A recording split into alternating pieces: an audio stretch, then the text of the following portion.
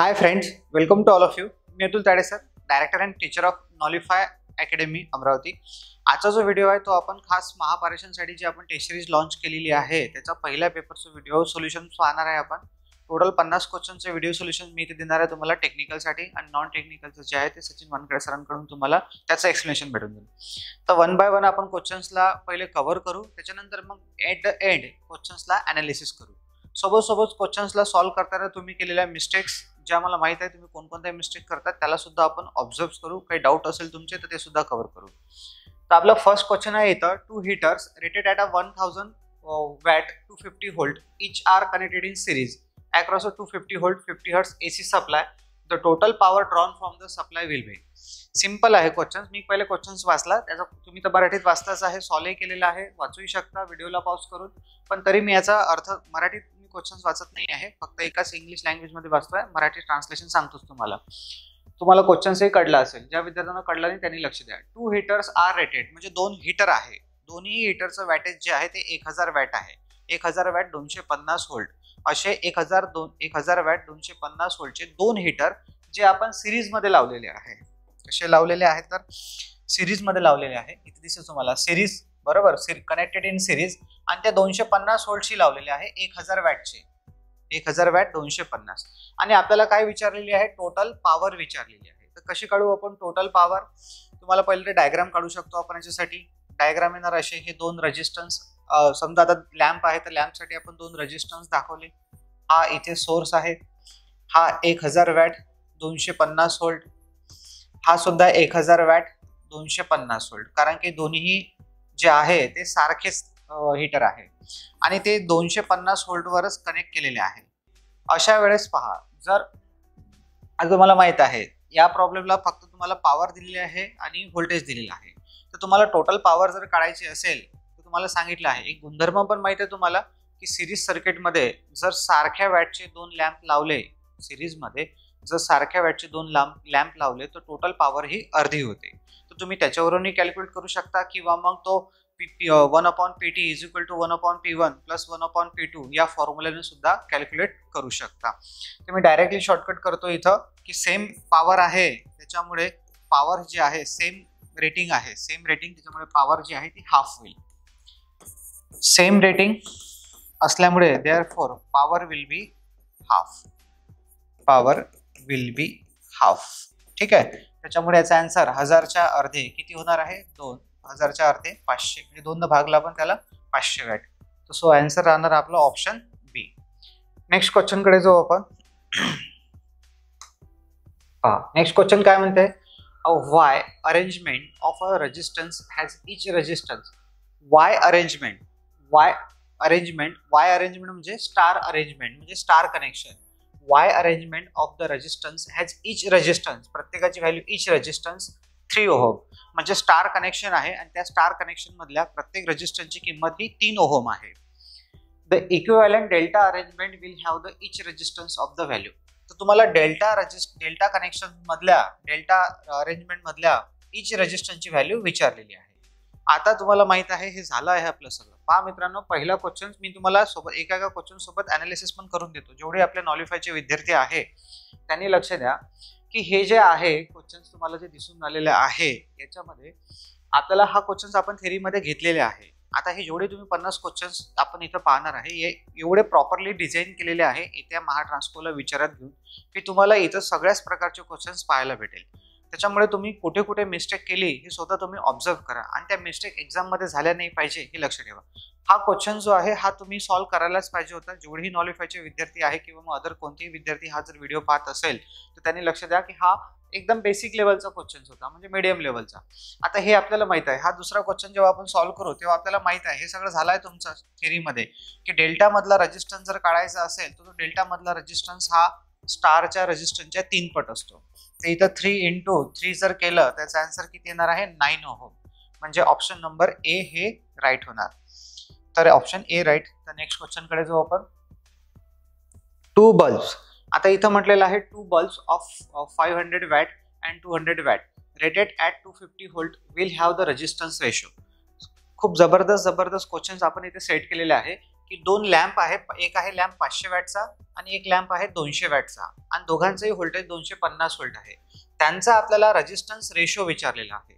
Resistance ratio म्हणजे जसा R1/R2 हा रेशो किती राहणार हा विचारलेला आहे आपल्याला. R1/R2, R2/R1 नाही. पहिला लॅम्प पहिला रेजिस्टन्स, दुसरा लॅम्प दुसरा रेजिस्टन्स, म्हणून R1/R2. आता हा रेजिस्टन्स काढायचा कसा तर पहा, आपल्याला माहित आहे एक पॉवरचा फॉर्म्युला हा वाला V²/R. या एक फॉर्म्युला आपल्याला हा पण माहित आहे I²R, बरोबर.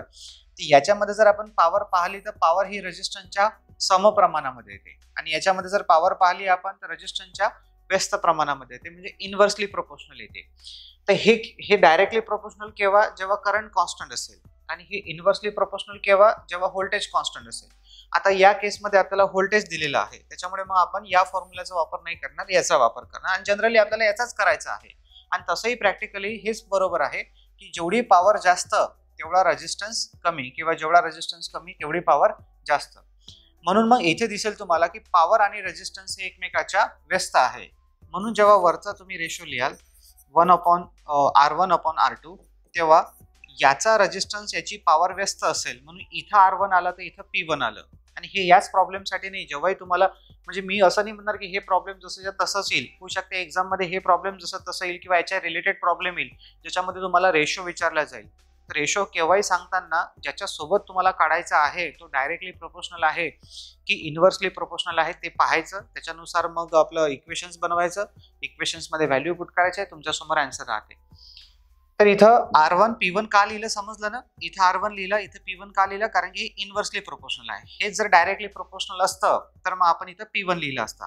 या R2 साठी जो P2 आहे तो इथे येणार. लिहिल्याच्या नंतर तुम्हाला आता याच्यामध्ये व्हॅल्यू पुट करून टाका. P2 ची व्हॅल्यू किती आहे 200, तर 200 लिहिणार. हा P1 झाला, पहिला लॅम्प म्हणजे P1 आणि हा दुसरा लॅम्प म्हणजे P2, म्हणून याला P1 P2 म्हटलं आपण. तर P2 आहे 200 आणि P1 आहे 500, बरोबर. याचं कॅल्क्युलेशन्स केला आपण तर 0 0 झाले कॅन्सल. 2:5, बरं. 2:5 हा आला आपल्याकडे रेशो. 2:5 रेशो आला म्हणजे आन्सर राहणार आपला ऑप्शन सी, राईट, 2:5. ठीक आहे. नेक्स्ट क्वेश्चन कडे जाऊ आपण. For testing appliances the wattage of the test lamp should be. For testing appliances, जर तुम्हाला जसं तुम्ही कंटिन्युटी टेस्ट करतो आपण, तर कंटिन्युटी टेस्टमध्ये जो लॅम्प घेतो आपण तो जनरली 100 वॅटचा घेतो. 40 वॅटमध्ये किंवा मग आपल्याला त्याच्यापेक्षा कमी वॅटमध्ये त्याचा कळणार नाही ब्राईटनेस किंवा रेजिस्टन्स जेव्हा, किंवा शॉर्ट सर्किट वगैरे. म्हणून आपण काय करतो, जास्तीत जास्त वॅटेजचे लॅम्प घेतो जेणेकरून आपल्याला ब्राईटनेसवरून त्याच्या कळेल की शॉर्ट सर्किट आहे की म्हणजे शॉर्ट सर्किट आहे कुठे कॉईल, किंवा मग लॅम्प चालू असेल तर ठीक आहे, लॅम्प चालू आहे म्हणजे कंटिन्युटी आहे, पण त्याच्या ब्राईटनेसवरून आपण ओळखू शकतो की रेजिस्टन्स कसा आहे, फार जास्त रेजिस्टन्स आहे की फार कमी आहे. म्हणून इथे जे वॅटेज आहे ते शुड बी हाय असलं पाहिजे टेस्ट लॅम्पचं, त्याच्यामुळे याचा आन्सर राहणार ऑप्शन सी.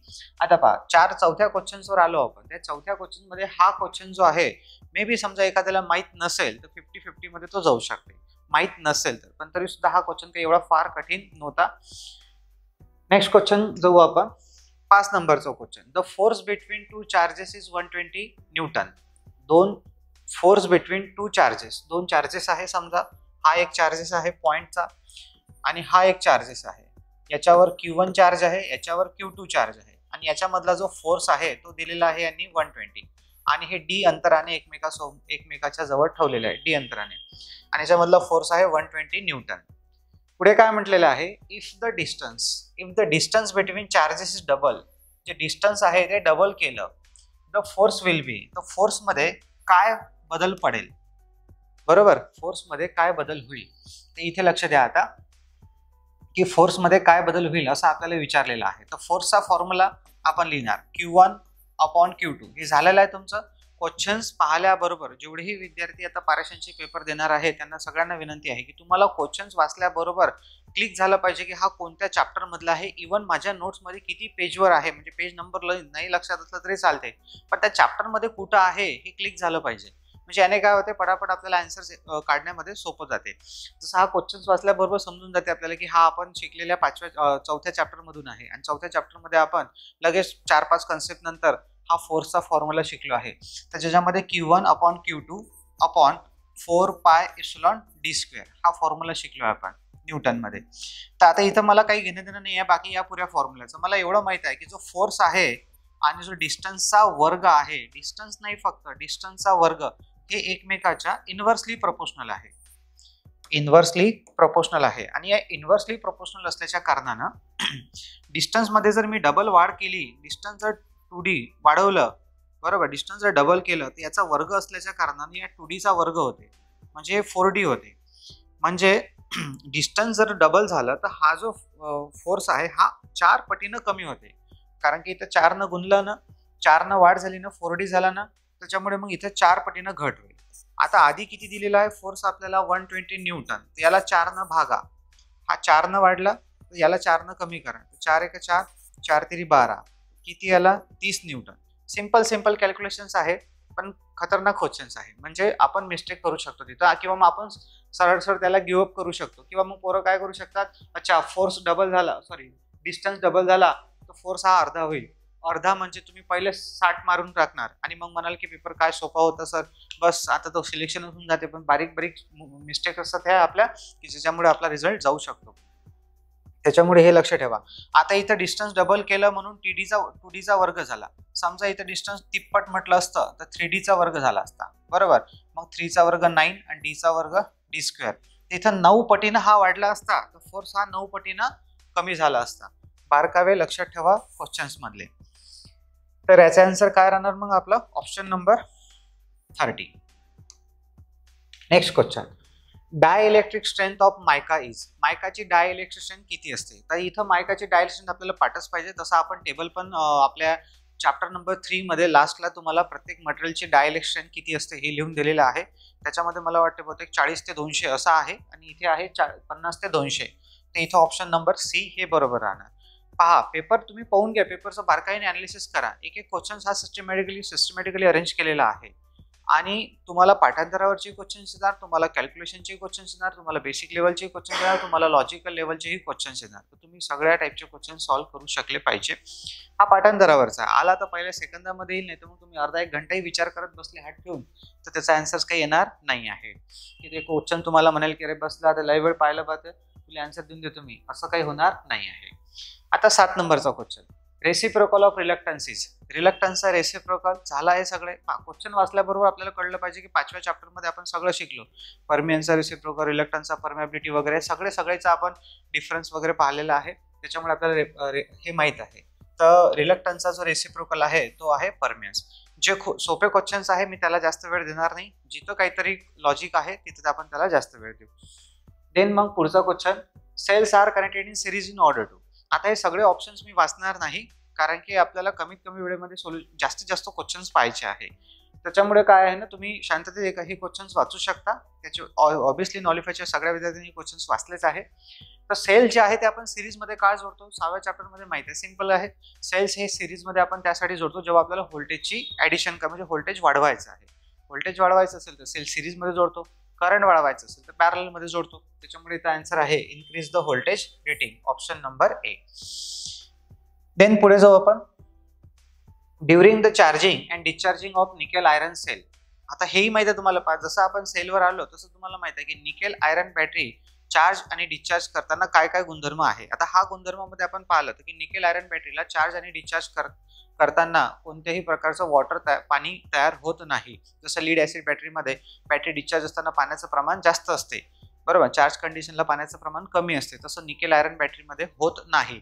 म्हणून इथं ऑप्शन्स काय म्हटलेलं आहे पहा, आपण वाचू करू, म्हणजे तो ऑप्शन वाचो न वाचो ते क्लिकच होते आपल्याला की निकेल आयरन बॅटरी चार्जिंग करताना ड्युरिंग चार्जिंग अँड डिस्चार्जिंगला काय कंडिशन आहे. आणि आपल्याला हेही माहित आहे की पाणी तयार होत नाही, त्याच्या स्पेसिफिक ग्रॅव्हिटीमध्ये चेंज होत नाही. माहिती आहे तुम्हाला, 1 वर्षानंतर जी स्पेसिफिक ग्रॅव्हिटी कमी होते. हे सगळे पॉईंट्स आपल्याला क्लिअर होऊनच जातात क्वेश्चन वाचल्याबरोबर. आता शोधा ऑप्शन मध्ये काय आहे आपल्या कॅरेक्टरिस्टिकची मॅच होणार उत्तर. तर करोजिव्ह फ्युम्स आर प्रोड्यूस, चुकीचं आहे हे. Water neither be form nor be observe, हे आपल्याला बरोबर वाटते. एकदमच बरोबर नका करू, पहिले खालचे ऑप्शन वाचा. कधी काय होते आपल्याला एकदा बरोबर वाटते आपण तिथेच मार्क करतो. आता मी सांगितलं ना, जिथे सोपा क्वेश्चन असतात त्याचे सगळे ऑप्शन्स वाचणार नाही, पण जिथं काहीतरी लॉजिक आहे तिथं आपण सगळे ऑप्शन्स वाचू. निकेल हायड्रॉक्साईड रिमेन्स अनस्प्लिट, हे चुकीचं आहे. हा, हे पाहिजे अजून एक महत्वाची गोष्ट, निकेल हायड्रॉक्साईड आता तिथं निकेल हायड्रॉक्साईड नसते, तिथं पोटॅशियम हायड्रॉक्साईड असते जे अनस्प्लिट होते. पहा किती मजेशीर गोष्ट आहे. इथे निकेल हायड्रॉक्साईड आहे आणि त्याच्यामध्ये KOH असते, पोटॅशियम हायड्रॉक्साईड, जो अनस्प्लिट होत नाही. बरोबर माहिती आहे तुम्हाला. लेफ्ट साईडला होतं चार्जिंग कंडिशनला KOH आणि राईट साईडला डिस्चार्जिंग कंडिशनला KOH. पाहून घ्या तुम्ही, तुमच्याकडे नोट्स असेल तुम्ही रिवाइज करा त्याला, तुम्हाला सगळं सापडेल. त्याच्यामुळे हे ऑप्शन सुद्धा चुकीचं आहे. आणि इट्स EMF रिमेन्स कॉन्स्टंट, हे सुद्धा चुकीचं आहे. कोणत्या सेलचा EMF डिस्चार्ज कंडिशनला रिमेन्स कॉन्स्टंट राहत नाही. त्याच्यामुळे इथे आन्सर राहणार ऑप्शन बी. पुढे वाचू आपण question. Which of the following is a unit of inductance. असे चिल्लर क्वेश्चन सुद्धा एक्झाम मध्ये येतील तुम्हाला, एकदम सोपे सोपे. याने काय होईल की तुमचा अधूनमधून कॉन्फिडन्स थोडासा बूस्ट होईल. बरोबर. आणि कधी कधी काही क्वेश्चन्स कठीण पण येतील, ज्याने तुमचा कॉन्फिडन्स थोडासा लो पण होईल. होऊ शकते कधी कधी 4-5 क्वेश्चन तुमचे फार एकदम म्हणजे न येणारे किंवा असे कठीण कठीण वाटेल तुम्हाला, तर त्यावेळेस घाबरून जायचं नाही आहे आपल्याला. एक एक क्वेश्चन्स आपल्यासाठी खूप महत्वाचा आहे. तर इथे पहा, आता हा इंडक्टन्स विचारलेला आहे. हे म्हणजे कशासाठी आहे, जी जे पोरं बस आता एक्झाम फॉर्म भरून राहिलेले आहे, अभ्यास अजिबात नाही केलेला आहे, त्यांनाही थोडंसं बरं वाटलं पाहिजे, म्हणून त्यांनाही काहीतरी आलं पाहिजे. तर काही काही जणांना हेही नाही येत, हाही सोपा क्वेश्चन येत नाही. तर इथे इंडक्टन्सचा आपल्याला युनिट विचारलेला आहे. तर युनिट ऑफ इंडक्टन्स काय आहे, हेनरी. नेक्स्ट क्वेश्चन जाऊ आपण. In DC generators the pole shoe are fastened to the pole core. Pole कोअरच्या सोबत, पोल कोअर जो असतो त्याच्यासोबत जो पोल शू असते, पोल कोअर ज्याच्यावर कॉईल बसवलेली असते, पोल शू जिथून चुंबकीय क्षेत्र स्प्रेड होते, हे एकमेकांसोबत कसे जोडलेले असतात, फास्टेंड कशाने केलेले असतात. तर ऑब्विसली त्याचा आन्सर आहे काउंटर संक स्क्रू. आपण जेव्हा जनरेटरचं कन्स्ट्रक्शन शिकतो तेव्हाच डिटेलमध्ये पाहतो, तेव्हा हे तुम्हाला सापडते, तेव्हा तुम्हाला सांगितलेलं आहे. देन पुढे, in DC generators current to the external circuit from armature. अच्छा, in DC generators current to the external circuit from armature is given through. म्हणजे जो जनरेटर्स आहे त्याच्यामधून जो एक्सटर्नल सर्किटला करंट भेटतो तो कशापासून भेटतो आपल्याला. करंट टू द एक्सटर्नल सर्किटला करंट हा फ्रॉम आर्मेचर पासून एक्सटर्नल सर्किटला करंट कशापासून घेतो किंवा कशापासून मिळतो. तर कॉम्युटेटर पासून मिळतो, सॉलिड कनेक्शन पासून मिळतो, स्लिप रिंग पासून, नन ऑफ द अबव. हे ऑप्शन चुकीचं आहे. ऑब्विसली स्लिप रिंग वापरतच नाही त्याच्यामध्ये, कारण की DC जनरेटरमध्ये स्लिप रिंग नसतात, स्प्लिट रिंग असतात. सॉलिड कनेक्शन करूच शकत नाही आपण, कारण की इथं आर्मेचर रोटेटिंग असतो ऑलवेज. त्याच्यामुळे इथे आन्सर राहणार ऑप्शन ए. पुढे काय म्हणताय, what will happen if the back EMF of DC motor vanishes suddenly. तुम्हाला माहित आहे, जर बॅक EMF 0 झाला तर आर्मेचर करंट वाढून जाईल, आणि आर्मेचर करंट वाढला तर मोटर जळून जाईल. EB plus IaRa equal to V. Motor आहे, मोटरसाठी हे इक्वेशन आहे. त्याच्यामध्ये आर्मेचर करंटचा फॉर्म्युला असतो V minus EB upon RA. जर EB 0 झाला ना, EB जसा 0 झाला तसा करंट हा सडनली राईज होऊन जाईल. करंट हा वाढला, वाइंडिंग ओव्हरहीट होईल आणि वाइंडिंग जळून जाणार. त्याच्यामुळे इथं ऑप्शन्स काय म्हणते, the motor will stop, the motor will continue to run, the armature may burn, the motor will run noisy. तर इथे आन्सर राहणार आपलं द आर्मेचर मे बर्न, जो 3 नंबरचा ऑप्शन आहे तो. ठीक आहे. नेक्स्ट पुढचा क्वेश्चन काय म्हणते 14 नंबरचा. How will you rescue the electric shock victim if you are not able to switch off the power. म्हणजे एखाद्या व्यक्तीला शॉक लागलेला आहे, विक्टिम झाला तो, त्या व्यक्तीला तुम्ही कसं रेस्क्यू करणार, कसं वाचवणार, जर तुम्ही पॉवर सप्लाय बंद करू शकत नसाल तर, किंवा तिथं पोहोचू शकत नसाल, किंवा माहीत नसेल, किंवा दूर असेल, जे काही XYZ कारण असेल, पण तुम्ही पॉवर सप्लाय बंद करू शकत नाही आणि एखादा व्यक्ती तुमच्या डोळ्यासमोर आहे ज्याला शॉक लागत आहे, चालू आहे ती प्रोसेस. तर अशा वेळेस तुम्ही काय करणार, आपल्याला माहित आहे एखाद्या इन्सुलेटेड लाकडाने आपण त्याला, म्हणजे एखादा काही असेल आपल्याकडे इन्सुलेटेड वस्तू, लाकूड वगैरे, तर त्याने आपण त्याला ढकलू किंवा ओढू, त्याने, किंवा आपल्या हातात ग्लोव्ज वगैरे असेल तर त्याने आपण त्याला पुश करू शकतो, आपल्या हातात ग्लोव्ज असेल तर. पण तेही पूर्ण, पण त्याच्यापेक्षा बेस्ट आहे इन्सुलेटेड वस्तूने आपण त्याला एक तर पुश करू किंवा पुल करू. ते इथं म्हटलेलं आहे पहिलं option, pull out by using the insulating materials. अगदी बरोबर आहे हे, पण तरी आपण सगळे ऑप्शन वाचू. Call somebody to switch off the main, कोणाला तरी आवाज देपर्यंत की स्विच ऑफ, लाईट बंद करा ओरडेपर्यंत त्याचा सत्यानाश होऊन जाईल. ठीक आहे. त्याच्यानंतर तिसरा नंबर म्हणते आहे, म्हणजे हे पर्याय चुकीचाच आहे. त्याच्यानंतर तिसरा पर्याय आहे insulate the victim and then push. म्हणजे पहिले त्याला इन्सुलेट करा आणि मग त्याला ओढा. म्हणजे त्याला ऑलरेडी शॉक लागला आहे, तुम्ही जर त्याला इन्सुलेटेड करायला गेले तर तुम्ही राम सत्य होऊन जाईल. ठीक आहे. त्याच्यामुळे हे तर ऑप्शन चुकीचा आहे. आणि पुढे म्हणते आहे report this accident to the your immediate authority. म्हणजे तो त्याला शॉक लागून राहिला आणि हा म्हणते ऑप्शन नंबर की तुम्ही त्याला वरच्या ऑथॉरिटीला हे करा, इन्फॉर्म करा. म्हणजे सोपा क्वेश्चन आहे, म्हणजे तुम्ही जास्त डोकं न लावताही उत्तर देऊ शकता याचा. म्हणजे सापा क्वेश्चन्स टाकण्याचं म्हणजे टाकण्याचं काय आहे हे लॉजिक, की आपली जी एक्झाम्स आहे आयटी लेवलची याच्यामध्ये सगळ्याच टाईपचे क्वेश्चन्स तुम्हाला पाहायला भेटेल. ओके, बेसिकही, मिडियमही, हाय लेवलचे, काही एकदम सोपे क्वेश्चन ज्याच्यासाठी अभ्यासाची काही गरज नाही, लॉजिकल म्हणजे थोडासा लॉजिक जर तुम्ही लावलं त्याचे उत्तर तुम्ही देऊ शकता. जसं हा क्वेश्चन आहे. पुढे, how many electrons are there in the copper atom. म्हणजे हा क्वेश्चन वाचून पण माझे नॉलिफायचे विद्यार्थी शॉक झाले असेल, किंवा असाही सोपा क्वेश्चन. आता मी हा क्वेश्चन टाकला. ऍक्च्युली तुम्ही माझी टेस्ट याच्या आधी पण दिली आहे मित्रांनो. नॉलिफायचे जेवढे विद्यार्थी त्यांनी टेस्ट दिली आहे, जेव्हा तुम्ही टेस्ट देत होते तेव्हा तुम्हाला माहित आहे की त्याच्यामध्ये मी नवीन नवीन टाईपचे क्वेश्चन्स टाकत होतो, की जेणेकरून तुम्हाला क्वेश्चन्सचं ओळख झाली पाहिजे, ते क्वेश्चन्स तुम्हाला माहीत झाले पाहिजे, त्याच्यावर तुम्ही रिसर्च केला पाहिजे. पण याच्यामध्ये जे आहे तुम्हाला फार कमी नवीन क्वेश्चन्स भेटतील, आणि काही बेसिक भेटेल, काही मिडियम भेटेल, आणि काही हाय लेवलचे सुद्धा सगळ्याच टाईपचे क्वेश्चन्स, काही कॅल्क्युलेशन्स म्हणजे न्यूमेरिकल जे आहे ते सुद्धा मिळतील. आता असे काही एकदम चिल्लर क्वेश्चन सुद्धा आहे की जिथे तुम्हाला कॉपर जो आहे त्याचा तुम्हाला ॲटॉमिक नंबर विचारलेला आहे. तर how many electrons are there in the copper atom. म्हणजे कॉपर ॲटम मध्ये किती इलेक्ट्रॉन्स असतात त्याचा ॲटॉमिक नंबर. आता कॉपरचा ॲटॉमिक नंबर किती आहे? 29. म्हणजे त्याच्यामध्ये 29 इलेक्ट्रॉन्स आहे, 29 प्रोटॉन्स आहे. What is the formula for reactive power? Reactive पॉवरचा फॉर्म्युला काय? V × I × sin θ. सोपा. नेक्स्ट क्वेश्चन आहे आपल्याकडे, calculate the voltage drop across the register R4 in the circuit. आता हे सर्किट दिलेलं आहे, याच्यामध्ये आपल्याला हा जो R4 रजिस्टर आहे याच्या अक्रॉस मधला याच्या अक्रॉस मधला व्होल्टेज ड्रॉप काढायचा आहे. आता आपल्याला व्होल्टेजचा फॉर्म्युला माहित आहे, व्होल्टेज काढा की व्होल्टेज ड्रॉप काढा, फॉर्म्युला तोच आहे, करंट गुणिला रेजिस्टन्स. तर याचा व्होल्टेज ड्रॉप काढायचा आहे म्हणून R4 घेतला, आणि त्यातून वाहणारा करंट पाहिजे आपल्याला. आता हे कोणतं सर्किट दिसते तुम्हाला? कंपाऊंड सर्किट, ज्याच्यामध्ये हे जे दोन रेजिस्टन्स आहे हे पॅरलल मध्ये आहे. याला जर आपण सॉल्व्ह केलं तर इथे एक रेजिस्टन्स येणार, बाकी मग हे सगळे सिरीज मध्ये येणार. तर आपण याला इथे सॉल्व्ह करू. काय होणार? हे दोन रेजिस्टन्स पॅरलल मध्ये असल्यामुळे अंशामध्ये दोघांचा गुणाकार, छेदामध्ये दोघांची बेरीज. हे 2 0 झाले कॅन्सल, तर हे होणार 6 चोक 24 ओहम. आता या सगळ्याची बेरीज करा, काय होईल? हा 36 आणि हा 24 60 झाला, आणि हा 50 110. तर जो टोटल रेजिस्टन्स आला आहे आपल्याकडे तो 110 ओहम. आता मला करंट काढायचा आहे टोटल, तोच करंट सगळ्यांमधून सारखा वाहणार, म्हणजे या दोघांमध्ये स्प्लिट होईल पण परत नंतर तो ऍड होऊन तेवढाच येईल. तर आता इथे व्होल्टेज किती आहे? 220 व्होल्ट.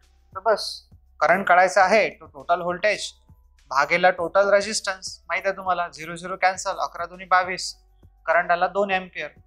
आता व्होल्टेज ड्रॉप काढायचा आहे, VD बरोबर I × R4. I आहे 2 आणि त्या रेजिस्टन्सची व्हॅल्यू आहे 50, तर 50 ओहम, तर 50 दुनी 100, 100 व्होल्ट. 100 व्होल्ट. हे जे आहे 100 व्होल्ट आपला व्होल्टेज ड्रॉप आहे, म्हणजे ऑप्शन नंबर 4 D नंबरचं ऑप्शन हे राईट आहे. नेक्स्ट क्वेश्चन कडे जाऊ आपण. काय म्हणते हे, what is the name of the joint? Joint तुम्हाला सांगितलेलं आहे की जॉईंटवर जे बेसिक चॅप्टर्स आहे त्याच्यावर सुद्धा लक्ष द्या. जे ओडी नॉलिफायचे विद्यार्थी आहेत त्यांच्यासाठी आपण नेहमी वारंवार गायडन्स व्हिडिओ हे आपल्या ॲपमध्ये टाकलेच आहे, आणि अजूनही तुम्हाला टाकणारच आहे. अजूनही तुम्हाला एक गायडन्स व्हिडिओ आपल्या ॲपमध्ये भेटून जाईल लवकरच, म्हणजे आज किंवा उद्या. तर याच्यामध्ये विचारलेलं आहे what is the name of the joint. तर या जॉईंटचं नाव काय आहे? तर हा जॉईंट आहे मेरिट जॉईंट. ओके, तर सिंपल आन्सर आहे. जे पाठांतराचे आहे त्याला काय आपण जास्त वेळ नाही देऊ.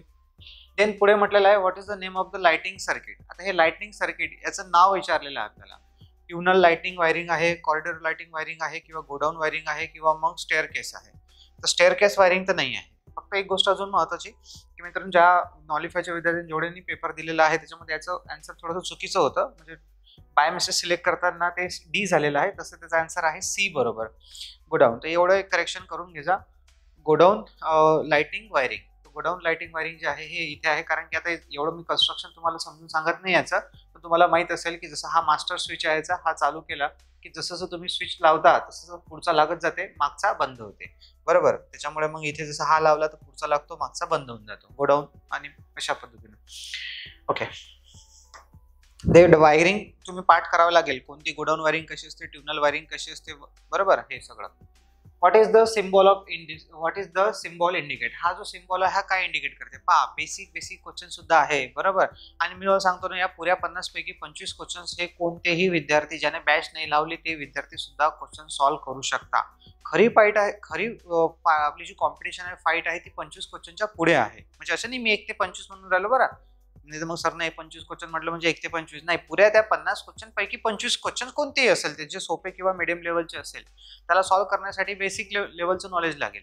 त्याने बऱ्यापैकी जर अभ्यास केला तरी तो ते क्वेश्चन्स 25 आरामात सॉल्व्ह करू शकते, किंवा नाही केला ना अभ्यास तरी तो खरी मेहनत खरी कॉम्पिटिशन तुम्हाला ते 25 क्वेश्चन सोडूनच आहे. म्हणून मग बेसिक लेवलचे सुद्धा क्वेश्चन्स आपले चुकले नाही पाहिजे, याच्याकडे काळजी घ्या.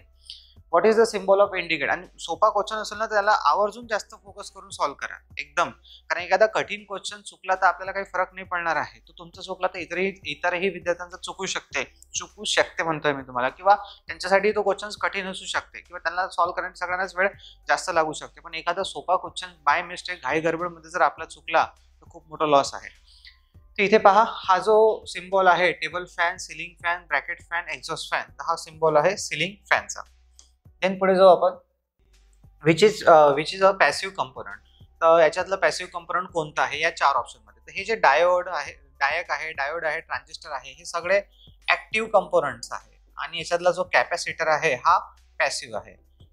रजिस्टर, इंडक्टर, कॅपॅसिटर आणि ट्रान्सफॉर्मर हे सगळे पॅसिव्ह कंपोनंट्स आहेत. त्याच्यामुळे कॅपॅसिटर आलं इथं, त्याचा आन्सर राहणार आहे आपलं पॅसिव्ह कंपोनंट आपल्याला विचारलेलं आहे आणि पॅसिव्ह कंपोनंट विचारलं म्हणून इथे येईल कॅपॅसिटर आन्सर.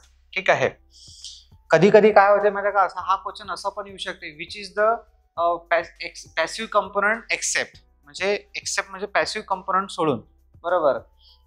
आन्सर काय मग पॅसिव्ह सोडून, एक्सेप्ट जर विचारलं पॅसिव्ह सोडून तर मग तुम्हाला तिथे आन्सर ऍक्टिव्ह मारावं लागेल.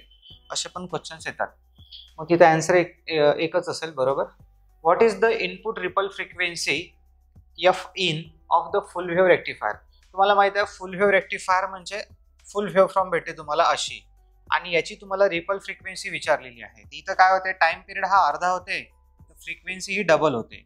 म्हणजे जी फ्रिक्वेन्सी राहते, ओके, इनपुट फ्रिक्वेन्सी म्हणजे जसं रिपल फ्रिक्वेन्सी, हे रिपल फ्रिक्वेन्सी इनपुट फ्रिक्वेन्सीच्या रिपल फ्रिक्वेन्सी ही इनपुट फ्रिक्वेन्सीच्या डबल असते. IN एफ इन च्या डबल रिपल फ्रिक्वेन्सी ही वाली जे आपला पल्सेटिंग DC आहे याची फ्रिक्वेन्सी असते, ज्याला रिपल फ्रिक्वेन्सी म्हणतो, ती इनपुट फ्रिक्वेन्सी डबल.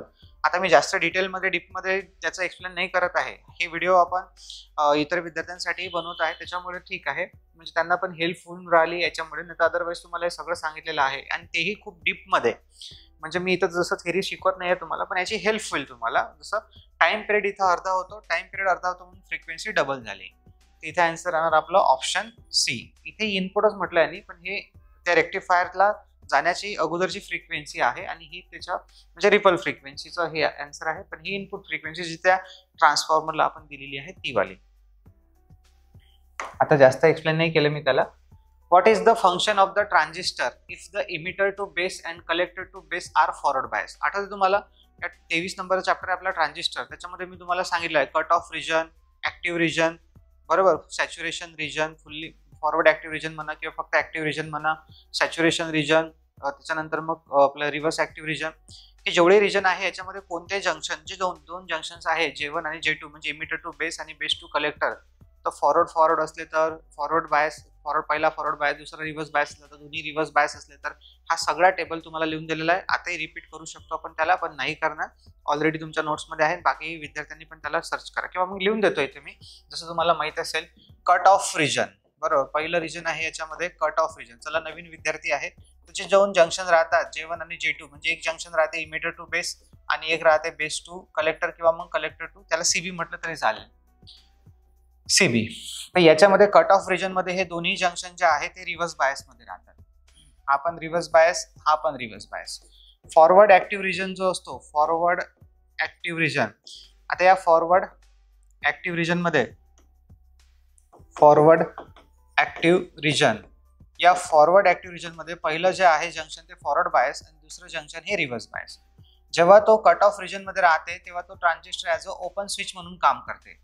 जेव्हा तो फॉरवर्ड ऍक्टिव्ह बायस मध्ये असते तेव्हा तो ऍम्प्लिफायर म्हणून काम करते. आता हे पहा, हे सगळं पूर्ण म्हणजे ॲज अ तुम्हाला थेरी शिकवल्यासारखंच आहे, तिथं तर आपण डिटेलमध्ये शिकलो याला. देन मग असते याचा, तर हे झालं कट ऑफ रिजन, हे झालं फॉरवर्ड ऍक्टिव्ह रिजन. मग एक असतं सॅच्युरेशन रिजन, ज्याला फुल्ली ऍक्टिव्ह सुद्धा म्हटलं जाते, सॅच्युरेशन रिजन. त्या सॅच्युरेशन रिजन मध्ये हा पहिला फॉरवर्ड बायस, दुसरा फॉरवर्ड बायस, आणि अशा वेळेस तो ट्रान्झिस्टर ॲज अ स्विच म्हणून काम करतो, क्लोज स्विच. आणि याच्या एक्झॅक्टली ऑपोजिट असते मग रिव्हर्स ऍक्टिव्ह. Reverse active. तर जे रिव्हर्स ऍक्टिव्ह आहे त्याच्यामध्ये याला रिव्हर्स करून टाका. पहिलं रिव्हर्स बायस आणि दुसरा फॉरवर्ड बायस. इथे विचारलेलं आहे what is the function of transistor if emitter to base and collector to base are forward bias. म्हणजे दोन्ही जंक्शन जे आहे ते फॉरवर्ड बायस आहे. दोन्ही जंक्शन हे फॉरवर्ड बायस असले तर तो ॲज अ क्लोज स्विच म्हणून काम करते. ऍक्ट ॲज एम्प्लिफायर म्हणून कोणत्या याच्यामध्ये काम करते तो active region, forward active region. पहिलं फॉरवर्ड बायस, दुसरं रिव्हर्स बायस. पण इथं दोन्ही फॉरवर्ड बायस म्हटले आपल्याला, म्हणून पहिलं ऑप्शन तर चुकीचं आहे. ऍक्ट ॲज अन एम्प्लिफायर चुकीचं आहे. ऍक्ट ॲज अन ऑसिलेटर हेही चुकीचं आहे. Act as an open circuit हेही चुकीचं आहे. Act as an close circuit म्हणजे क्लोज स्विच. क्लोज स्विच म्हणून काम करेल तो, म्हणजे ऑप्शन नंबर डी राईट आहे. What is the name of the transformer. तुम्हाला दिसतेच कोर आतमध्ये आहे, वाइंडिंग बाहेर आहे, त्याच्यामुळे हा झाला आपला कोर टाइप ट्रान्सफॉर्मर. पुढे जाऊ आपण. How to determine the copper loss in transformer. Transformer मध्ये कॉपर लॉस कसे डिटरमाइन कराल तुम्ही. तर कॉपर लॉस कसे डिटरमाइन करणार. How to determine short circuit test माहिती आहे आपल्याला. इथे आन्सर राहणार आपला option number C, short circuit test. What is the cooling method of the transformer. आपण ट्रान्सफॉर्मरच्या कुलिंग मेथड शिकलेलो आहोत, ज्याच्यामध्ये oil natural air, ON-AN method म्हणतो आपण, जी सगळ्यात फेमस मेथड आहे ON-AN. बरोबर आहे. Oil natural, air natural. बाकी मग ऑइल फोर्स आहे, वॉटर एअर फोर्स आहे, अशा भरपूर साऱ्या पद्धती आपण शिकलो, ज्या मी आता रिकॉल नाही करणार डबल. तर याच्यामधली ही कोणती पद्धत आहे. तर त्या डायग्रामला पाहून तुम्हाला दिसते की नॅचरली जे आहे ते ऑइल सर्क्युलेट होणार आणि नॅचरली जे आहे ते हवा त्याला बाहेरून लागणार, म्हणजे ही मेथड आहे ON-AN. आता ऑप्शन मध्ये पहा, ON-ANच मेथड आहे ON-AN. तर ऑइल नॅचरल कसं ओळखतात, काय ओळखतात, डिटेलमध्ये पाहिलेलं आपण. ऑइल नॅचरल कुलिंग, हे ऑइल नॅचरल कुलिंग मला वाटत आहे बरोबर, पण बाकी अजून ऑप्शन वाचू आपण. Oil natural air force. हा, जसं इथं एअर फोर्स म्हटलं, एअर फोर्स म्हणजे त्याला फॅन वगैरे लावलेला आहे, पण इथं फॅन दिसते का, नाही, म्हणजे हे ऑप्शन चुकीचं आहे. त्याच्यानंतर तिसरा नंबरचा oil force air force cooling, म्हणजे ऑइल फोर्स साठी पंप लावला जातो. पंप आहे का इथं, नाही, म्हणजे हे ऑप्शन चुकीचं. ऑइल नॅचरल बरोबर. वॉटर फोर्स, वॉटरची ट्रीटमेंट नाही आहे इथं, कोणतीच वॉटर पण नाही आहे, म्हणून इथं जसं रेडिएटर असते साईडला, मग इथं वॉटर येते आणि ते वॉटर त्या रेडिएटरला लागते आणि मग ऑइल थंड होते, तर ती पण सिस्टम आपल्याला दिसत नाही आहे, म्हणजे हे डायरेक्टली आहे ऑप्शन ए बरोबर आपलं ऑइल नॅचरल कुलिंग. आता इथं ऑइल नॅचरल एअर नॅचरल पाहिजे होतं, पण त्यांनी तेवढं न म्हणता फक्त ऑइल नॅचरल म्हटलं तर चालते, काही प्रॉब्लेम नाही. हा, याच्यापेक्षा जर ते वाला ऑप्शन असतं ON-AN म्हणजे ऑइल नॅचरल एअर नॅचरल, तर मग आपण त्याला प्रायोरिटी दिली असती. What is the name of meter. आता या मीटरला पाहून हे कोणतं मीटर आहे असं यांनी आपल्याला विचारलेलं आहे. AC मल्टीरेंज ॲमीटर आहे, DC मल्टीरेंज व्होल्टमीटर आहे, AC DC मल्टीरेंज ॲमीटर आहे, AC DC मल्टीरेंज व्होल्टमीटर आहे. आता याच्यामध्ये जर पाहिलं आपण तर मला इथं व्होल्टेज दिसते आहे बरोबर, आणि त्या व्होल्टेजच्या खाली अशी इथे एक साईडला अशी रेषा दिसत आहे. ही रेषा डीसीला रिप्रेझेंट करते, तशी ही रेषा कधी कधी व्होल्टेजच्या खाली सुद्धा असते. ही वाली जर रेषा असेल तर ही एसीला रिप्रेझेंट करेल हा मार्क, आणि ही अशी आडवी रेषा डीसीला. हे डीसी आणि हे एसी, जिथे ह्या दोन्ही रेषा आहे समजून जायचं ते एसी आणि डीसी दोन्हीला वर्क करते, म्हणून इथं ऑप्शन नंबर बी बरोबर राहणार आपलं, डीसी मल्टीरेंज व्होल्टमीटर. मल्टीरेंज म्हणजे तुम्हाला पहा इथं रेजिस्टन्स हा किंवा म्हणजे जे काही असेल व्होल्टमीटर, आता व्होल्टेज आहे तर व्होल्ट वाढत आहे, व्होल्टेजच्या वेगवेगळे नॉब दिलेले आहे की तुम्ही त्याला कोणकोणत्या व्होल्टेजवर वाढ, म्हणून मल्टीरेंज. खूप सारे दोनच नॉब असते तर ते डायरेक्ट फिक्स असतं, पण असे अनेक नॉब आहे, म्हणजे असे अनेक टर्मिनल दिलेले आहेत जिथे आपण त्याचे रेंज चेंज करू शकतो, म्हणून ते झालं मल्टी रेंज. आता पहा, हा क्वेश्चन मला वाचायची गरज पण नाही, मी ऑप्शन वरूनच सांगू शकतो, म्हणजे मीच नाही ॲज अ विद्यार्थी पण सुद्धा, की याच्यात काय विचारलं असेल. ऑब्व्हियसली याच्यात काय विचारलं असेल आपल्याला, स्लिपचा फॉर्म्युला विचारला असेल, पर्सेंटेज स्लिपचा, जो आपल्याला माहिती आहे. तरी आपण क्वेश्चनला वाचू. Which formula is use to calculate the percentage slip. Percentage म्हणजे पर्सेंटेज स्लिप कॅल्क्युलेट करण्याचा फॉर्म्युला विचारलेला आपल्याला. ऑफ अँड AC 3-फेज इंडक्शन मोटर, तर NS - NR अपॉन NS हा फॉर्म्युला आपल्याला सगळ्यांना माहितीच असते, त्याच्यामुळे याचा आन्सर राहणार option A. What is the application of shaded pole motor. आता पहा, हा क्वेश्चन लक्ष द्या, शॅडेड पोल मोटर जे आहे ते तुम्हाला कुठं सापडणार नाही की हेअर ड्रायर मध्ये यूज होते म्हणून युनिक क्वेश्चन. म्हणजे असे क्वेश्चन जेव्हा आपण पेपरमध्ये पाहतो ना किंवा माझ्या टेस्टमध्ये, तेव्हा आपल्याला रिअल पेपरचा फील येतो, आणि या पेपरवरून तुम्ही अनालिसिस करणं सुरू करा, कोणकोणते क्वेश्चन माझे चुकत आहे, ह्या मिस्टेक आपल्या पेपरमध्ये झाल्या नाही पाहिजे. आता बा या क्वेश्चनला तुम्ही कुठं मी नाही सांगितलं आणि तुम्ही कुठं वाचलं नसेल की शॅडेड पोल मोटरचा, मे बी ज्यांनी जास्त अभ्यास केला असेल त्यांनी वाचलंही असेल, मी असं सगळ्या विद्यार्थ्यांना म्हणू शकत नाही, पण ज्यांनी मोस्ट ऑफ द विद्यार्थ्यांना सापडलं नसेल किंवा शॅडेड पोल मोटर ही हेअर ड्रायर मध्ये यूज करते, किंवा आपणही आपल्या थेरीमध्ये नाही लिहिलेलं आहे, बरोबर.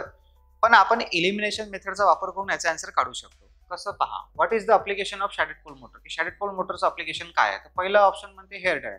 हेअर ड्रायरला वाचल्यावर माझ्या डोक्यात येते की नाही बा हे नसू शकते, पण हो आपण पुढचं सिलिंग फॅन. आता सिलिंग फॅन मध्ये तर कसंच शॅडेड पोल मोटर नसते, म्हणून सिलिंग फॅन हे ऑप्शन कटलं. त्याच्यानंतर आहे वेट ग्राइंडर. ग्राइंडर जे आहे आपलं वेट ग्राइंडर, ज्याला आपण समजा वेट ग्राइंडर ज्युसर वगैरे समजा मिक्सर म्हटलं तरी चालेल त्याच्यामध्ये, तर तिथेही नसते, तिथे युनिव्हर्सल मोटर असते. देन मग D washing machine. Washing machine मध्ये पण नाही आहे. वॉशिंग मशीन आताच्या वॉशिंग मशीन मध्ये BLDC मोटर्स आहे आणि तिकडे आधी आपण पाहिलेलं आहे युनिव्हर्सल मोटर, तर हे सुद्धा ऑप्शन नाही आहे. म्हणजे आता पहा बरं, तिन्ही ऑप्शन्स कटले, म्हणजे ऑप्शन नंबर ए हे आपल्यासाठी राईट राहिलं. How synchronous motor work as a power factor correction. Synchronous मोटरला आपण पॉवर फॅक्टर करेक्शन म्हणून वापरू शकतो, म्हणजे पॉवर फॅक्टर वाढवू शकतो आपण सिंक्रोनस मोटरना, पण ते त्यासाठी त्याचं एक्सायटेशन आपल्याला चेंज करावं लागते. हे माहिती आहे तुम्हाला, under excitation, normal excitation, over excitation. Excitation जर आपण चेंज केलं आणि मोटरला जर नो लोडवर आपण ओव्हर एक्सायटेशनवर चालवलं तर पॉवर फॅक्टर हा वाढतो. त्याच्यामुळे इथं काय म्हटलेलं आहे, व्हॅरिंग द लाईन व्होल्टेज नाही. लाईन व्होल्टेजला व्हॅरी करून आपण पॉवर फॅक्टर चेंज वाढवू शकत नाही. व्हॅरिंग द फील्ड एक्सायटेशन हा हे बरोबर आहे. इन्क्रीजिंग द स्पीड नाही आहे, चुकीचं आहे. सिंक्रोनस मोटर ही नेहमीच कॉन्स्टंट स्पीडनंच फिरते, सिंक्रोनस स्पीडनं फिरते. डिक्रीजिंग द स्पीड हे चुकीचंच आहे, म्हणजे ऑप्शन नंबर बी इथे राईट आहे. क्वेश्चन्स फक्त थोडंसं रिव्हिजन प्रॉपरली करावं लागते. हाय क्वेश्चन पाहता, what is the expansion of CFL. CFLचं एक्सपान्शन आपल्याला विचारलेलं आहे, जो फुल फॉर्म आहे. तर काय फुल फॉर्म आहे, मी डायरेक्ट क्लिक करतोय तिथं, कॉम्पॅक्ट फ्लोरोसंट लॅम्प. तर कॉम्पॅक्ट फ्लोरोसंट, बाकीचे ऑप्शन यासाठी वाचले नाही की डायरेक्ट लॉजिकल म्हणजे पाठांतरावरचा क्वेश्चन आहे, सोपा आहे. हाय क्वेश्चन डायरेक्ट ऑप्शन मार्क करू आपण इथं. हाऊ मच जूल जे is equal to 1 kilo calorie. पहा डायरेक्ट रट्टा मारणारा क्वेश्चन आहे, व्हॅल्यू विचारलेली आहे की हाऊ मच जूल, किती joule equal to 1 kilo calorie, एका किलो कॅलरी मध्ये किती जूल होतात माहिती आहे आपल्याला, 4184 किंवा 4187 किंवा मग राऊंड फिगर 4200. आता इथं एक्झॅक्टली विचारलेलं आहे, तर 4187 हे आपलं उत्तर राहणार. 4184 असेल, नाही तर मग 4187 असेल. इथे 187 आहे. मोस्ट ऑफ द सगळ्या पुस्तकामध्ये हेच आन्सर दिलेलं आहे, 4187 जूल. पुढे how the capacitor is connected in the ceiling fan. Ceiling fan मध्ये कॅपॅसिटर कसं जोडलं असते, स्टार्टिंग वाइंडिंगच्या सिरीज मध्ये. जसं क्वेश्चन वाचला तसंच आपल्याला क्लिक होते. ऑप्शन शोधा डायरेक्ट, तसे तुम्ही पेपरमध्ये डायरेक्ट ऑप्शन शोधू नका, एक एक ऑप्शन वाचा, कॅन्सल करा आणि बरोबर ऑप्शनला शोधा. तर in series with the auxiliary winding, in series with the main winding, parallel with the option number B in series with the auxiliary winding. Auxiliary वाइंडिंगच्या सिरीज मध्ये म्हणजे स्टार्टिंग वाइंडिंगच्या सिरीज मध्ये. Why automatic electric iron fail to turn off the automatically. पहा basic question आहे, बरोबर. म्हणजे एक इलेक्ट्रिक आयरन आहे, आपली जे प्रेस आहे ती इलेक्ट्रिक आयरन, आणि ती ऑटोमॅटिक आहे, ती automatic electric iron fail to turn off. तुम्हाला माहिती आहे ना, ऑटोमॅटिक आयरन मध्ये आवाज येतो, एक टक टक टक टक आवाज येतो. गरम झाली की टक्कन आवाज येतो, प्रेस बंद पडते. मग अजून थंडी झाली की डबल टक्कन आवाज येतो, डबल प्रेस चालू होऊन जाते, बरोबर. म्हणजे त्याच्यामध्ये जो एक हे राहतो, बायोमेटॅलिक स्विच राहतो, तो थर्मल स्विच सुद्धा म्हणतात त्याला. त्या बायोमेटॅलिक स्ट्रीप राहतात, जे गरम झाल्या की बेंड होतात, बेंड झाल्या की स्विच ओपन होऊन जातो. आता ते काय झालं असेल की ते ऑटोमॅटिकली टर्न ऑफ होण्यासाठी फेल झाली, म्हणजे ती बंदच नाही पडून राहिली प्रेस, म्हणजे चालूच आहे, गरम होत आहे. मग अशा केसमध्ये ऑटोमॅटिक आहे ती प्रेस ऑटोमॅटिक बंद झाली पाहिजे, पण ती बंद होत नाही आहे, म्हणजे त्याच्यामधला जो स्विच आहे तो ओपन होतच नाही आहे, म्हणजे स्विच हा क्लोजच राहत आहे, म्हणून ते प्रेस चालूच आहे. मग आता ते ऑप्शन शोधा तुम्ही. ओपन अर्थ कनेक्शन, हे ऑप्शन चुकीचं आहे. ओपन अर्थ ओपन झाल्यानं त्याचं काही लॉजिक नाही आहे. लो व्होल्टेज हे त्याचं काही लॉजिक नाही आहे. Thermostat switch contact welded together, आणि ओपन हिटिंग एलिमेंट ओपन झाला तर ते थोडी त्याचं कारण आहे. हिटिंग एलिमेंट ओपन झाला म्हणजे पुरी प्रेसच बंद पडेल, पण प्रेस चालू आहे, फक्त ती बंद नाही होत आहे. तर प्रेस चालू आहे, ती बंद नाही होत आहे, म्हणजे त्याच्यातला जो थर्मोस्टॅट स्विच आहे किंवा बायोमेटॅलिक स्विच आहे तो वेल्डेड झाला, म्हणजे तो चिपकून गेला आहे एकमेकाला. असं वेल्डिंग नाही झालं, वेल्डेड झालेला आहे, चिपकलेला आहे, जो ओपन नाही होत आहे, त्याच्या पट्ट्यात वेगळा नाही होत आहे, म्हणजे त्याचा आन्सर राहणार ऑप्शन सी. हे पहा logical questions. Which is the conventional power generation. तुम्हाला माहित आहे कन्व्हेन्शनल पॉवर प्लांट कोणते आहे, नॉन कन्व्हेन्शनल पॉवर प्लांट कोणते आहे. म्हणजे मित्रांनो पहा, एक एक क्वेश्चन साठी जर एक्सप्लेन करतो म्हटलं तर त्या चॅप्टर मधली तेवढी थेरी आपल्याला पूर्ण करावी लागेल, बरोबर. आणि आपल्याला सोल्युशन जे आहे ते जिथं माहित आहे तिथं जनरल सगळे जेवढेही, आता असं नाही की फक्त नॉलेज विद्यार्थी, जे की नॉलेजच्या बाहेरचे सुद्धा विद्यार्थी हा व्हिडिओ पाहत असेल त्यांना सुद्धा या व्हिडिओची फार मोठी हेल्प होईल. तर त्यांनाही माहित आहे, ज्यांनी कारण की ऑब्व्हियसली जे विद्यार्थी अभ्यास करून राहिले त्यांनी एवढं तर माहितीच असेल त्यांना की कन्व्हेन्शनल सोर्सेस कोणते आहे आणि नॉन कन्व्हेन्शनल कोणते आहे. तर इथे विचारलेलं आहे आपल्याला conventional power plant, power generation. तर थर्मल पॉवर प्लांट जो आहे तो जातो कन्व्हेन्शनल मध्ये, बाकी सगळे मग जे वाइंड आहे, टायडल आहे, सोलर आहे हे जातात नॉन कन्व्हेन्शनल मध्ये. नेक्स्ट क्वेश्चन पाहू. What is the name of the conductor use on the overhead lines. Overhead line मध्ये कोणता कंडक्टर यूज करतो आपण? ACSR. तसा बंडल कंडक्टर पण यूज करतात, पण इथं कुठं काही ट्रान्समिशन लाईन म्हटली नाही आहे. जर ट्रान्समिशन लाईन म्हटली असती तर मग आपण याच्यापेक्षा बंडल कंडक्टरला प्रायोरिटी दिली असती. देन पुढे unidirectional current is also called as. Unidirectional करंटला आपण डायरेक्ट करंट असं सुद्धा म्हणतो. Identify the hand tool show in the figure. याला हे कोणतं हँड टूल आहे? ओके, पहा क्वेश्चनची तुम्ही सेटिंग पहा कशा पद्धतीने तुम्हाला केली आहे. सगळेच एरिया कव्हर केलेले आहे, बरोबर आहे. तर हँड ड्रिल मशीन आहे ही, बरोबर, हँड ड्रिल मशीन. पण आता तुम्ही हा क्वेश्चन वाचता तर जिमलेट तुम्हाला आठवलं पाहिजे कसं असते ते. असं असते जिमलेट. एक पाहून घ्यायचं तुम्ही, जेव्हा पॅचेट ब्रेस आहे, इलेक्ट्रिक ड्रिल आहे, हे सगळे जे मी इक्विपमेंट याच्यावरही तुम्ही फोटो तुम्ही सर्च करा गुगल, तुम्हाला याचे फोटोज भेटून जातील, तुम्ही ते लक्षात ठेवू शकता. पण आता जर अभ्यास झाला असेल तर ठीक आहे, नसेल अभ्यास झाला जास्त तर मग जेवढं आहे तेवढंच करा. नवीन वाचण्यामध्ये काही आता सध्या जास्त पडू नका. What type of earthing is use by the transmission line. Transmission line मध्ये plate earthing, rod earthing, strip earthing की ऑल ऑफ दिस. इथे आन्सर आपल्याला मारावं लागेल स्ट्रीप अर्थिंग. स्ट्रीप पट्ट्यांचा, पट्टी स्ट्रीप जी तुम्ही पहा टावरला वगैरे किंवा सबस्टेशनला जे आहे ते स्ट्रीप अर्थिंग वापरल्या जाते, पट्टी असते तिथं. Then a transistor has. आता असे क्वेश्चन सुद्धा विद्यार्थी चुकवतात म्हणजे गडबडमध्ये. माहिती आहे आपल्याला ट्रान्झिस्टर मध्ये 2 जंक्शन आहे. Transistor is a 3 layer 2 junction 3 terminal device, बरोबर. 2 junctions, 2 PN junction. Option B. Those line from where. आता हा क्वेश्चन जसं वाचल्याबरोबर माझ्या डोक्यात येते दोज लाईन. आता इथे विद्यार्थी काय विचार करते, आणि असेच कन्फ्युजिंग क्वेश्चन तुम्हाला पेपरमध्ये सापडतील, बरोबर, की जे आपल्याला कन्फ्युज करतात. Those line from where consumer get electric supply is called. आता पहा, तुम्ही म्हणाल की सर हे तुमचंही बरोबर आहे, आमचंही बरोबर आहे. आता हा आपला पोल आहे, हे आपलं इथं घर आहे, तुमचं बंगलो म्हणू आपण त्याला. ओके, घर नाही बंगलो. हे आता या तुमच्या घरामध्ये इथून सर्व्हिस लाईन येत आहे, आणि या सर्व्हिस लाईनवर फेज, सपोज खालचा न्यूट्रल आणि हा वरचा फेज, असे न्यूट्रल आणि फेज येत आहे. ज्याला ही जी लाईन तुमच्या घरापर्यंत आली पोलवरून, याला काय म्हणतो आपण? Service line. पण ही जी सर्व्हिस लाईन आहे ही ज्या लाईनला जोडलेली आहे, जी आपल्या घरासमोर डिस्ट्रीब्युशनची लाईन आहे, ही सर्व्हिस लाईन, पण ही डिस्ट्रीब्युशनची लाईन आहे. त्याला डिस्ट्रीब्युटर्स असं सुद्धा म्हटलं जाते. Distributors or secondary distribution line असं सुद्धा म्हटलं जाते. सेकंडरी डिस्ट्रीब्युशन लाईन असं सुद्धा म्हटलं जाते. Distributors or secondary distribution line.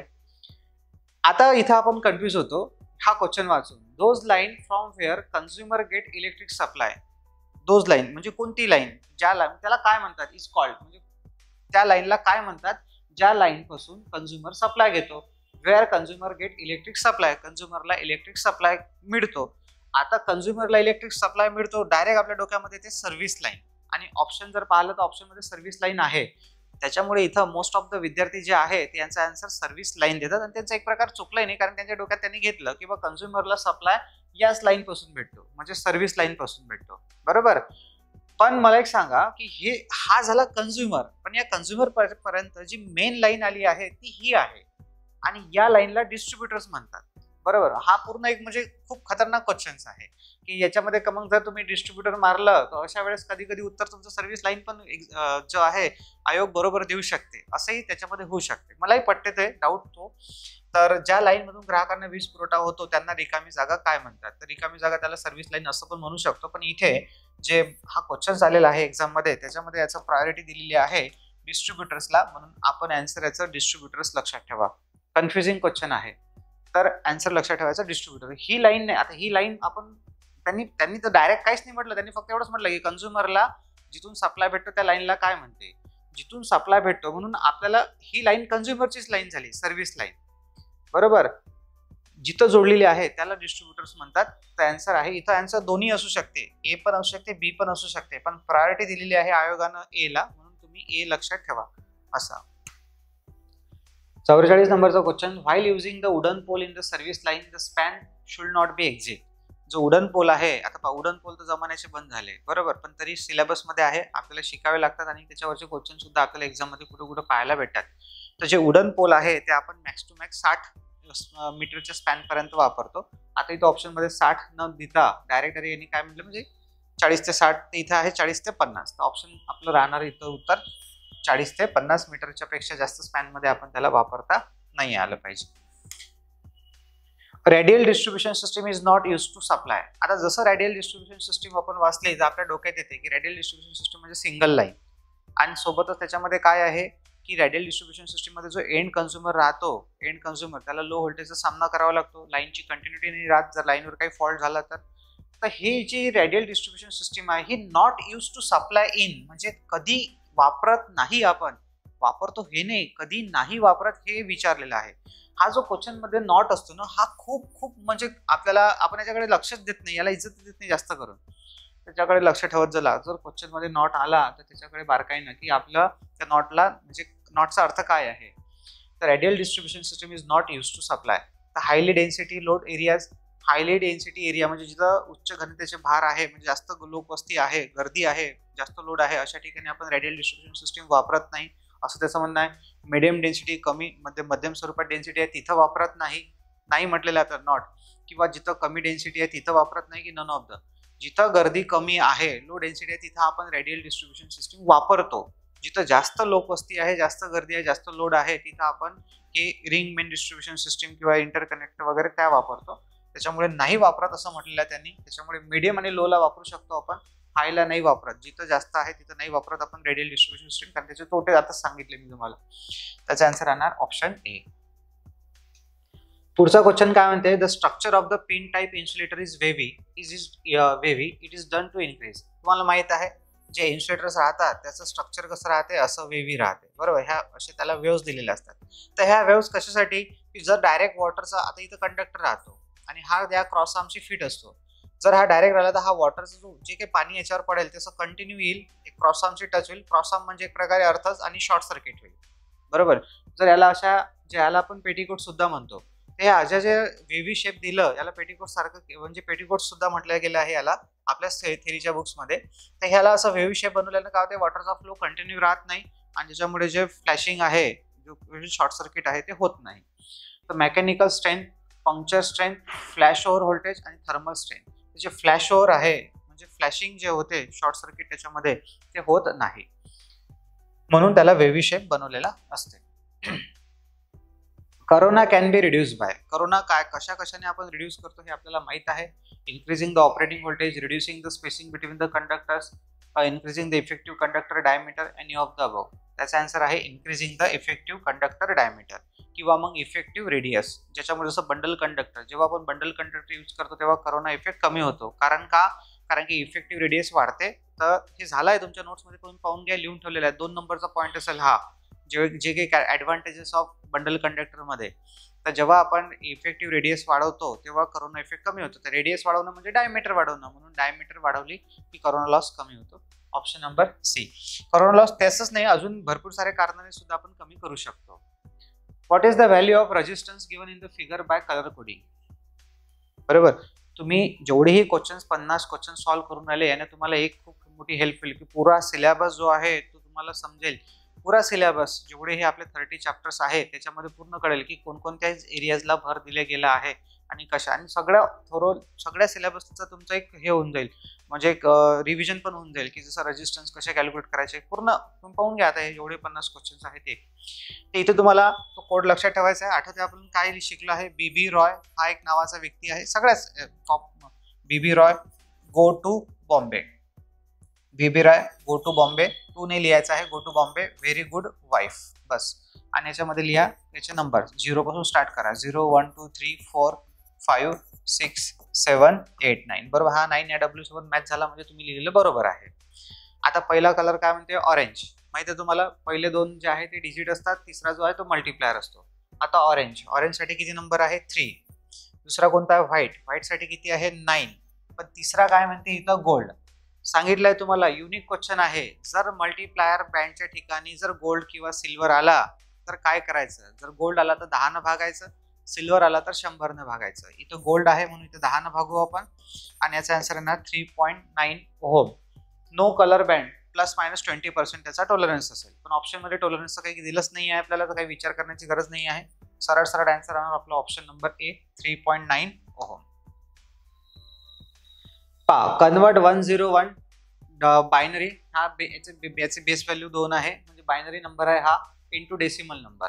आता बायनरी नंबरला डेसिमल नंबर मध्ये कन्वर्ट करणं, सॉरी आपल्या डेसिमल नंबर मध्ये कन्वर्ट करण्यासाठी एक शॉर्टकट आहे माहिती तुम्हाला. 1 2 4 असे जेवढे असेल त्याला 1 2 4 8 असं लिहित चला. जिथं जिथं 1 आहे त्याची बेरीज करा. 4 आणि इथं 1 आहे, इथं 1, या 1 च्या ठिकाणी इथं 1 आहे, म्हणजे इथे 1 साठी इथं 1 आहे. तर 4 आणि 1 सॉरी 4 आणि 4 + 1 किती होणार 5. त्याचा आन्सर राहणार आपलं 5. सिंपल. लास्ट क्वेश्चन आहे आपला 50 नंबरचा. A track is a switch. Track हा कोणता स्विच आहे? बाय डायरेक्शनल, युनिडायरेक्शनल, मेकॅनिकल किंवा नन ऑफ द अबव. तर ट्रॅक हा जो आहे हा बाय डायरेक्शनल डिव्हाइस आहे. दोन्हीही डायरेक्शननं करंट वाहतो म्हणून त्याला म्हणणार आपण बाय डायरेक्शनल. ठीक आहे. तर मित्रांनो इथे आपण पाहिले टोटल 50 क्वेश्चन. जो आपला फर्स्ट पेपर होता, असे आपल्याला 6 पेपर्स घ्यायचे आहे. याच्यातला पहिला जो पेपर आहे त्याचं पूर्ण आपण कम्प्लीट अनालिसिस केलेलं आहे. आता या 50 क्वेश्चन्सला जर तुम्ही पाहिलं, टोटल जे टेक्निकलचे 50 क्वेश्चन्स आहे याच्यामधले किती क्वेश्चन तुमच्यासाठी नवीन होते? काही असेलही नवीन, काही एरिया तुमचे सुटले असेल तर ते क्वेश्चन तुमच्यासाठी नवीन असेल. एक मुद्दा म्हणून 1-2 क्वेश्चन्स मी हे नवीनही टाकलेले आहे.